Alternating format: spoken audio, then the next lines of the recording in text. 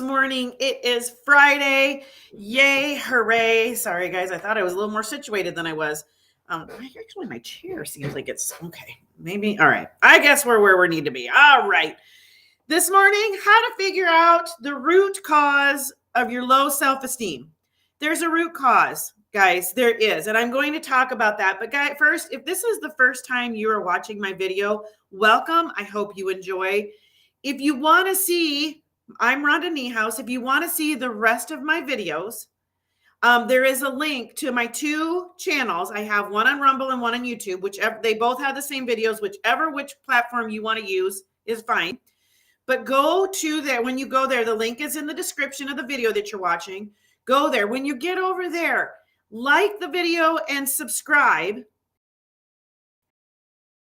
All else fails, give it a thumbs up on either one. That way it gets out to other people and more people catch the video. All right.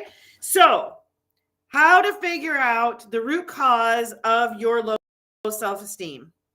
First, number one, look back in your life and remember when you first started feeling self-conscious or like you had a low self-esteem. What was it about? Was it about school? Was it about, was it something that maybe one of the kids said that you were fat or whatever it might have been? Where did that cause come from? Where did that start? Where did that one insecurity start?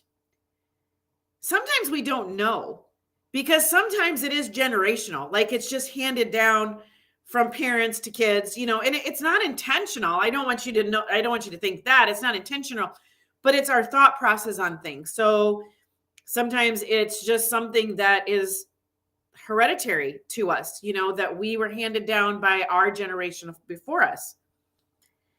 Journal, recognize when this low self-esteem is happening, figure out where it started. So if you're sitting back and you're like, okay, but I don't remember when the low self-esteem, I was always such a confident person before.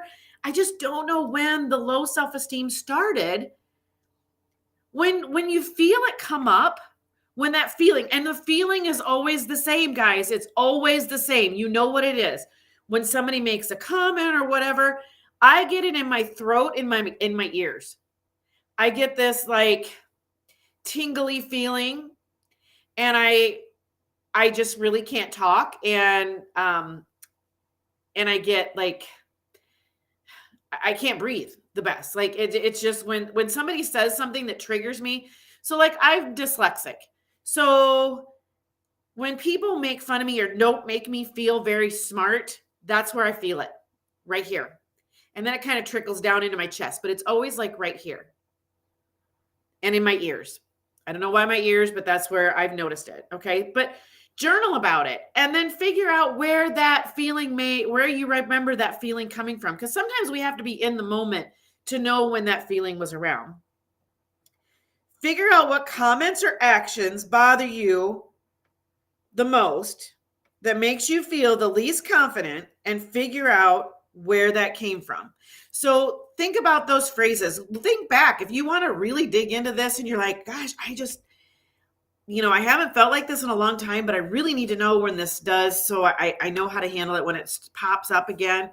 Sit down and remember when you felt like your self-esteem was really in the toilet, and figure out what was said, what was done, any of that, to figure out where this came from, because it'll start snowballing. Once you start recognizing it, it'll start snowballing. Because here's the thing, guys, is low self-esteem didn't just come on you one day. It's been chipping away at you a little bit over and over and over and over again. Okay. So for me, it started when I was in grade school. I was dyslexic. I had to go to the resource room. I wasn't smart in school, so my grades weren't the best.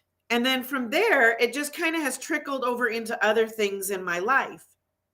Now, I'm pretty much generally a pretty confident person, but it really flared up after I had kids. That's when I felt had the lowest self-esteem.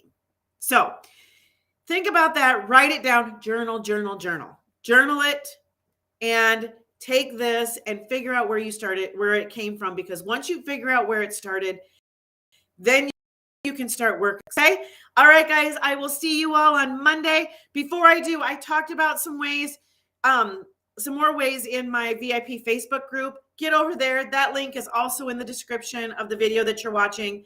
Get over there. I will see you guys all on Monday. Have an amazing